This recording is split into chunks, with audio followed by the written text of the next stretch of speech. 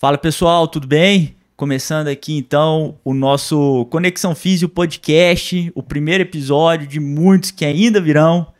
Eu quero deixar aqui um agradecimento especial, porque esse podcast é um oferecimento à Academia Biofit Club. Muito obrigado, Marquinho, muito obrigado, Bárbara. Também a MG World Suplementos, obrigado Ale, muito obrigado Carol pelo apoio, por acreditarem nessa ideia, por acreditarem nesse projeto. E hoje, para a gente então dar o pontapé inicial para o nosso primeiro episódio, eu tenho aqui o meu amigo Dr. Matheus Ferreira Gomes, neurologista, para a gente bater esse papo hoje aí. Matheus, se apresente aí para eles, a palavra é sua. Boa tarde, gente. Então, eu sou o Matheus, eu sou neurologista pela Universidade Federal de Ciências da Saúde de Porto Alegre, também me graduei lá, né? E atualmente eu resido aqui em Uberlândia e trabalho no Centro Integrado de Medicina e nos hospitais do Mater Dei aqui na cidade, no Genoveva e no Santa Clara. Certo. Matheus, conta um pouco aí pra gente como que você chegou na carreira médica. Por quê? Por que você foi ser médico? Por que você escolheu aí essa área da neurologia também? Bom, conta um pouco aí. São muitos fatores. Muitos fatores? Meus pais são médicos. Enfim, quando eu era pequeno eu pensava em nunca seguir a carreira deles, porque eles sempre trabalharam demais, né? Sim. Mas à medida que eu fui crescendo, eu fui observando o trabalho deles e cada vez mais curtindo. Cheguei no ensino médio e acho que eu não pensaria em fazer outra coisa. Final do ensino fundamental para o ensino médio, eu comecei a acompanhar meu pai no trabalho, nos plantões. Ele é geriatra intensivista, né? Também a conversar muito com a minha mãe, que é cirurgiã. Os dois me influenciaram, mas de uma forma que, apesar da influência, eu acho que foi uma coisa muito positiva, partiu de mim também querer seguir com isso, né? A gente sabe que é uma jornada longa, Nossa. que demanda muito estudo. Sim. E antes de pensar nisso, eu sempre curti muito neurociências, sempre, assim. Tanto é que quando eu me decidi pela medicina, eu já pensava em seguir com alguma coisa focada em neurociências depois. Em psiquiatria, que é uma área muito legal, em neurologia e até neurocirurgia. Durante a faculdade, eu fui me afeiçoando mais pela área clínica, pela área, né, da neurologia em si, né, de diagnóstico topográfico, etiológico, de acompanhar os pacientes do ambulatório de neurologia, e acabou que, bom, eu gosto das outras áreas também, mas me identifiquei com a neuroclínica e decidi seguir com isso depois de graduado. Legal, Matheus. Muito bom. Para quem não sabe, o Matheus, ele é um grande parceiro aí que eu tenho no meu dia a dia, né, Matheus? E assim, eu reforço aqui, tá? A importância do trabalho multidisciplinar. De você ter parceiros médicos, psicólogos, nutricionistas, porque as intervenções em saúde, elas têm um caráter multimodal, né, Matheus? Com certeza. Então, é muito importante você se cercar de boas pessoas, acima de tudo, e de bons parceiros aí, para você poder realmente impactar positivamente a saúde e, consequentemente, a vida dos seus pacientes, tá? E, para a gente falar hoje, nesse primeiro episódio, a gente vai falar sobre um assunto que está muito em alta, né, Matheus? Muita gente acha que tem e não tem, ou às vezes tem e nem sabe, né? Que é o TDAH, o transtorno do déficit de atenção com hiperatividade. Matheus, fala aí pra gente o que é o TDAH em si. Eu só queria fazer até um adendo, né, que me faltou ali no início, para complementar a importância da multidisciplinaridade. Hoje eu também trabalho no centro especializado em reabilitação, né? Sim, é mesmo, bem lembrado. Presta serviço para a prefeitura. Nós pegamos os egressos, né, via SUS, principalmente do Hospital Municipal, do Hospital de Clínicas da UFO, né, E a reabilitação ela é feita com fisioterapeutas, com psicólogos, com um médico, né, com um neurologista, não só o neuro, a gente tem ortopedista, oftalmo, psiquiatra, então a multidisciplinaridade é fundamental, Bem né, lembrado. fono, né, para a reabilitação adequada desses pacientes. Bom, voltando para o TDAH, TDAH é transtorno e déficit de atenção e hiperatividade. Tá? É uma sigla grande, mas que acaba sendo autoexplicativa. Nós temos alguns eixos para fechar o diagnóstico. Lembrando que apesar de ter déficit de atenção e hiperatividade, alguns pacientes não têm déficit de atenção e. Hiperatividade. Exatamente. Os eixos são baseados na atenção e na hiperatividade, juntos ou separados. Tá? O diagnóstico, em geral, tá? Contempla crianças. Os sintomas também, em geral, iniciam antes dos 7 anos de idade. E para nós fecharmos critérios diagnósticos, a gente vai mencionar isso em mais detalhes. Existem diagnósticos tardios, a gente pode fazer um diagnóstico no adulto, mas, para tanto, os sintomas devem começar antes dos 12 anos. A gente, durante a conversa, durante, né, a entrevista com o paciente, tem que ficar claro que os sintomas começaram ali antes dos 12 anos. Né? Bom, e como definir? Como é que eu sei que eu tenho déficit de atenção, hiperatividade, né? Quando ficar preocupado com isso? Quanto ao déficit de atenção, ele tem que englobar mais de um âmbito da vida, né? Eu às vezes brinco, a pessoa que tem TDAH, ela não tá com TDAH, ela é o TDAH, né? Então, ele não é restrito ao âmbito escolar. Uma criança, muitas vezes, pode ter alguma dificuldade própria de uma matéria, está indo mal em matemática, por ter dificuldade nessa matéria, não conseguir prestar devida atenção ou não valorizá-la e ser excelente estudante em outras coisas, ou mesmo ser uma pessoa muito agitada ou, enfim, com hiperatividade no âmbito escolar, porque existem vários estímulos, tem um amigo, e não dá, né, a devida valorização ao aprendizado, mas fora do âmbito escolar é um ótimo jogador de videogame, é um ótimo praticante de esporte, né?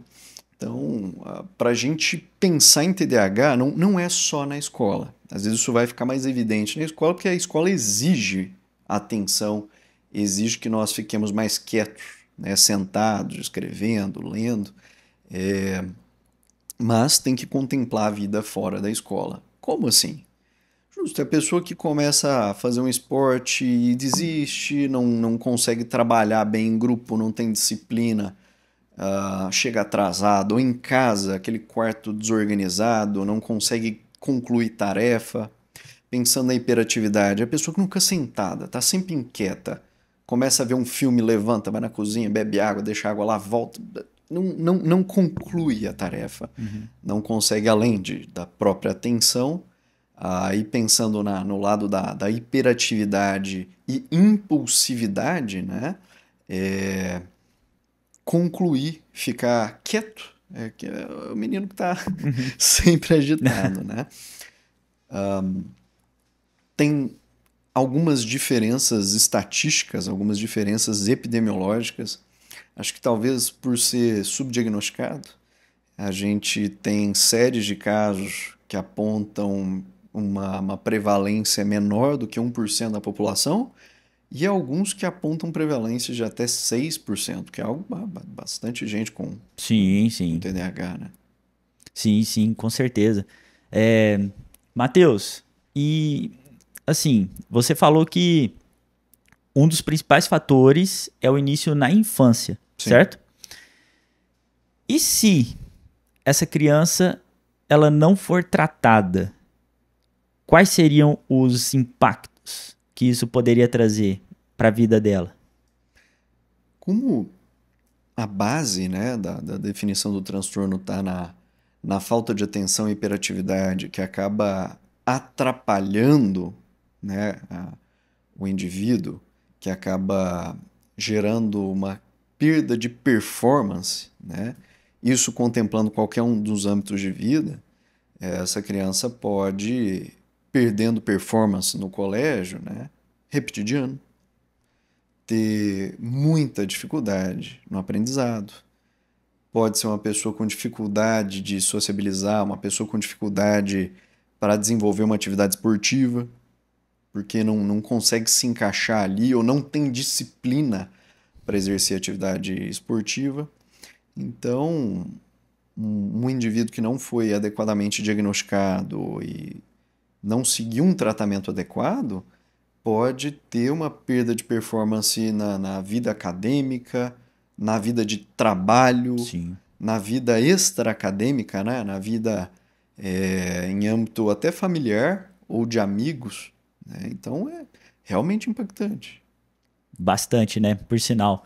E assim, suponhamos, essa criança ela não foi diagnosticada na infância. Chegou na fase adulta. Na fase adulta, qual seria o impacto disso, então, hein? Pensando que essa pessoa talvez ela poderia ter, né, dificuldade para se manter no emprego, de não performar, né, dentro do emprego dela, na empresa em que ela atua, né, Matheus? Às vezes é uma pessoa que justamente por isso não consegue ficar fixa no emprego, né? Não consegue bater meta, tá sempre Sim. desorganizada, né? Tem um outro lado também, acho que é tão importante quanto pensar em TDAH são nos diagnósticos diferenciais, né? A gente, pensando na vida adulta, algumas pessoas me procuram, eu tô meio Sim. esquecido, tô desatento, não tô conseguindo, como você falou, ter uma boa performance, né, no emprego, até, enfim, em âmbitos fora do próprio emprego. Chega em casa, tem conta para pagar, esquece, faz bagunça. São os diagnósticos diferenciais, tá? Um deles que está sendo muito comum, principalmente pós-pandemia, acho que as pessoas estão mais ansiosas, mais preocupadas, tá? E como para a gente prestar atenção em alguma coisa, para apreender alguma coisa, né? O foco, né? Ele é de suma importância. A ansiedade ela pode tirar o foco, pode e para muitas pessoas vai atrapalhar a atenção e, consequentemente, a apreensão de informações. A pessoa fica desatenta, mas por algo secundário à ansiedade, né? Voltando para a criança, também pensando em diagnósticos diferenciais, a gente não pode esquecer algumas causas metabólicas, O que que? às vezes Quais delas, por exemplo? hipertiroidismo, Sim. por exemplo, tá? Às vezes a gente não se atenta para isso. Então, numa primeira consulta, é sempre importante perguntar, pedindo exames. O diagnóstico ele é clínico, mas a depender da apresentação do paciente, a gente pode e deve excluir outras condições, né? Isso vai depender de coletar uma boa história, de um exame físico completo, e hipertiroidismo é o que a gente consegue diagnosticar, consegue tratar e que é um diagnóstico diferencial. Aquela criança que está agitada, que não está ganhando peso, né? Às vezes é sempre elétrica. Intoxicações exógenas. Tá? Existe relato de, por exemplo, intoxicação por chumbo associada à desatenção, né? Alteração comportamental, né? O saturnismo. Coisa rara de ver hoje, mas assim, sempre levantar sempre pensar na possibilidade de intoxicações exógenas durante a entrevista com o paciente. Sempre também perguntar sobre história familiar, pois a gente sabe que tem sim correlação genética, é multifatorial, né? Não é um gene só que vai explicar isso, mas história familiar é algo muito comum.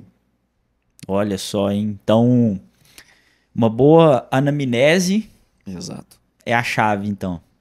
Uma boa anamnese em cima desse paciente. E, atualmente, quais as possibilidades de tratamento para o TDAH? A partir do momento que a gente compreende, né, que é um indivíduo que tem um problema, a gente pode oferecer tratamento não medicamentoso e medicamentoso. Tá? Vai ser individualizado isso, né? O quanto isso está atrapalhando o indivíduo, como é que é a organização familiar, o que a escola pode oferecer, né? Mas, em geral, eu sempre recomendo conversar com a família, fazer com que a família compreenda o que esse paciente tem e como abordá-lo durante o dia a dia com um reforço positivo, né, para tentar organizar uma rotina que tenha disciplina, né? Na escola, aula de reforço, deixar os professores cientes dessa condição, às vezes trazer o aluno ali para as carteiras da frente, né? Um professor de apoio para os casos que vão demandar, né, que vão ser mais demandantes, que são crianças com maior déficit de atenção, às vezes muito hiperativos. Né?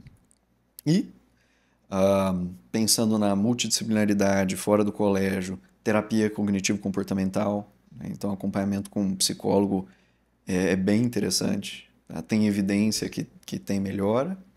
E medicação nós temos algumas. A primeira linha de tratamento é o metilfenidato, ele tem algumas formulações, né? Formulação de liberação rápida, formulação de longa liberação. A diferença básica entre elas é justamente pela liberação, né? Às vezes, se é uma pessoa com um transtorno de atenção mais leve, a pessoa pode lançar mão, né, da medicação de curta liberação antes daquele período que vai ter uma demanda maior. Então, antes de ir para o colégio, antes de praticar um exercício, né, e tentar se adequar com medidas não medicamentosas, né, medidas comportamentais nos outros momentos do dia a dia.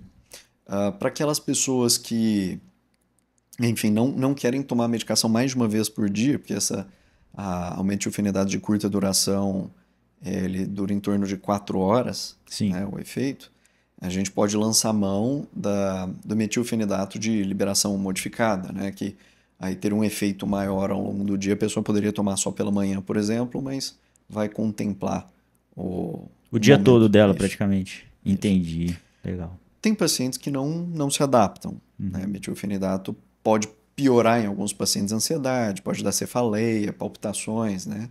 O paciente acaba não dando conta de usar a medicação em função dos efeitos colaterais, e a gente, a depender dos sintomas, às vezes até sintomas secundários, algumas crianças que têm, por exemplo, déficit de atenção, hiperatividade, tem também enurese, que é fazer xixi na cama, né? Aí a gente pode lançar mão de um tricíclico, como imipramina, amitriptilina, né? Para algumas outras crianças que pode ter uma associação com ansiedade, a gente pode lançar mão de um inibidor seletivo de reptação da serotonina, né, como a sertralina, por exemplo, não é a única, né? Ou mesmo um antidepressivo como a bupropiona. Isso vai depender, né, da análise individual pormenorizada. Né? A gente, conforme a resposta, tolerância de cada um dos pacientes. Entendi. Cara, muito interessante a questão da rotina, né, Matheus? Que é muito importante, né, cara? Muito importante. Principalmente para exercitar a disciplina dessa pessoa, que vai literalmente educar os hábitos dela, né? Porque eu imagino que uma pessoa com um nível de desorganização do seu dia a dia muito grande é uma pessoa mais ansiosa, certo? Ou não? Pode ficar, ser. certo? Sim. E um excesso de ansiedade pode conduzir essa pessoa para uma depressão também? Pode conduzir até para um looping, né? A pessoa às vezes não consegue atingir um objetivo, atingir uma meta, fica ansiosa por isso, a ansiedade leva a mais desatenção, E estando mais desatenta, a pessoa fica mais ansiosa. Mais ansiosa. É um ciclo sem fim. Sim, sim, pode ter correlação com a piora de um quadro depressivo. Interessante, cara. E assim, nesse ponto, você vê então a atividade física como algo benéfico. Com certeza. Por exemplo, lá no meu caso, eu que sou lá do mundo, lá da luta, né?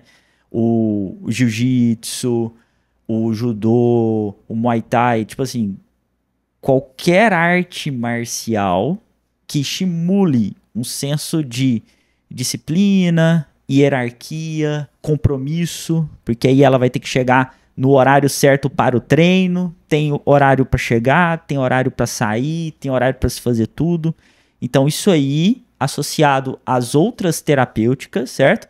Medicação, terapia, pode ser algo benéfico para ela, sim. Com certeza. Interessante. Muito, muito mesmo. E mais uma pergunta. A medicação, quando utilizada por muito tempo, pode ter algum efeito colateral ou não para as pessoas? Bom, quanto ao uso da medicação, o que os principais guias, né, nos orientam? Quando eu digo guias, são os estudos de grande impacto, né, que visam... a gente costuma conversar com o paciente sempre, né, e propor, sim, a retirada, desde que o paciente esteja cerca de 1 ano bem controlado dos sintomas. Então, estando bem 1 ano, a gente pode tentar sim uma retirada, tá? E avaliar com o paciente se ele se mantiver bem, né? Se não houver, se os déficits não retornarem, né? Se o déficit de atenção, a hiperatividade não retornarem, a gente consegue manter sem, só com as medidas não comportamentais, né? Com reforço da família, como a gente falou, um exercício físico para estimular a disciplina. O psicólogo também, né? Terapia. Manter nessa... Exatamente, manter a terapia. Terapia. Não tem, no entanto, um período máximo de uso. Certo. Tem que... Melhor seria não ter que usar. Certo. Mas a gente sabe que a pessoa vai ter uma demanda de uso. Precisa. A gente sabe que a medicação, sim, é modificadora, né, da doença. Que vai melhorar o desempenho dessas pessoas que têm, né, o déficit de atenção e hiperatividade. É uma questão, se a gente for pensar, tal como outras doenças, tal como no diabetes a falta da insulina, né, tal como na depressão existe falta de serotonina, por exemplo, como principal hormônio. No TDAH é uma miríade, a gente estuda muito a dopamina, mas a gente sabe que a própria serotonina também está envolvida, né? A medicação ela pode, e em grande parte das vezes ela vai melhorar a qualidade de vida desse paciente, né? Estando estável, pode ser que o paciente alcance ali, né, uma remissão dos sintomas e consiga se manter sem, mas se o paciente tirar a medicação e voltar a ter os sintomas, ou mesmo tiver muito confortável, sem efeitos colaterais, não existe uma obrigatoriedade de suspender a medicação. Certo, entendi. Os efeitos colaterais que na maioria das vezes nos faz tirar a medicação são aqueles vistos até nas primeiras tomadas, assim, que eles já são vistos na primeira tomada, como eu falei, cefaleia, piora da ansiedade, palpitação. Certo.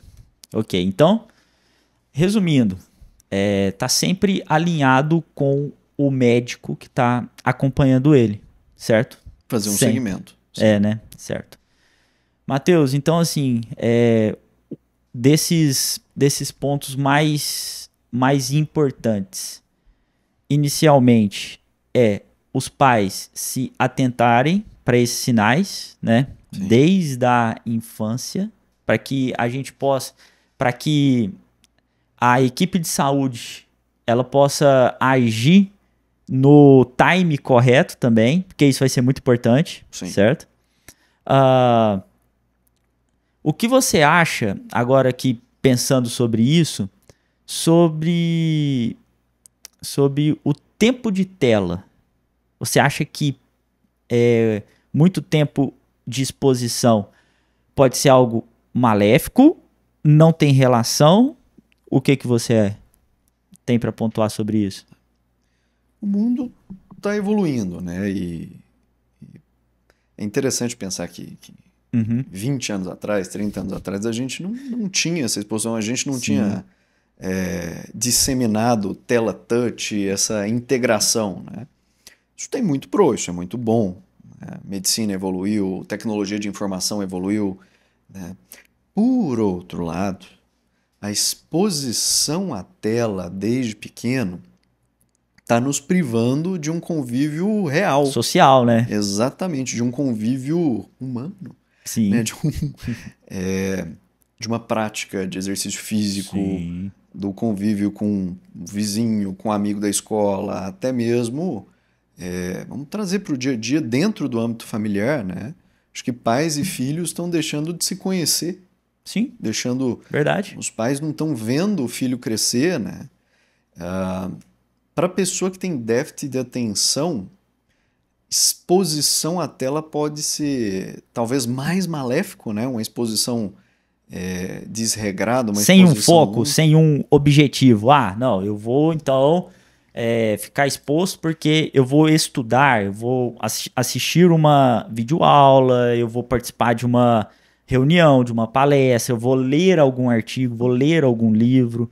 Então, sem um objetivo específico, pode ser maléfico, né? Sim, eu acho que a exposição desregrada, né, nos leva a consumir a tela, e esse consumo desregrado, esse consumo indisciplinado vai nos tomar tempo, vai nos tomar saúde, né? Não é incomum hoje a gente estar no celular, de repente abre a rede social e tá ali rolando a tela da rede social ou passando, literalmente, né? E de repente a gente nem sabe o que estava fazendo ali, qual que era o nosso objetivo. E para a pessoa que tem a falta de atenção, ter essa facilidade, ter essa exposição pode intensificar isso, né? Uhum.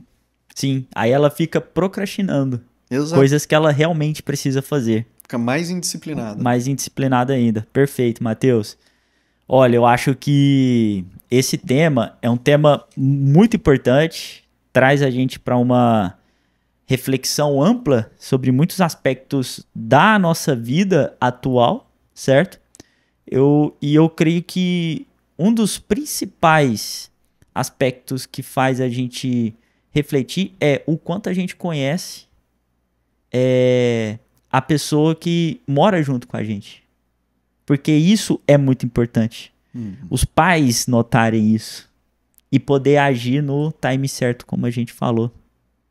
Com certeza. Eu acho que isso traz a gente para uma grande reflexão e ressalta a importância também do professor dentro da sala de aula. Porque o professor, ele vai ter um papel muito importante também em saber lidar com esse aluno ali, e entender a demanda desse aluno. Aí traz a gente para outra reflexão, a valorização dessa classe também, que é muito importante, mas muito importante mesmo. Não raro é o professor que acaba abordando os pais e tem a primeira ideia do diagnóstico, tem a primeira suspeição do diagnóstico. Sim. Então fica aí uma outra reflexão, que é a valorização dos professores. Meu amigo, muito obrigado, viu? Foi sensacional e eu espero receber você aqui outras vezes, tá? Muito obrigado, eu que agradeço pela oportunidade. Pessoal, é isso aí então. Chegamos ao final do nosso primeiro episódio do Conexão Físio Podcast. Muito obrigado a todos. Espero vocês no próximo episódio. Um abraço e até mais. Pessoal, eu gostaria de contar com a participação de cada um de vocês aqui no nosso Conexão Físio Podcast. Então deixem nos comentários abaixo aqui sugestões de temas e até de convidados aqui para o nosso Conexão Físio Podcast. Não se esqueçam, curte, comenta, compartilha, salva também, tá? E se inscrevam no nosso canal no YouTube que está aparecendo aqui para vocês. O meu muito obrigado e até a próxima.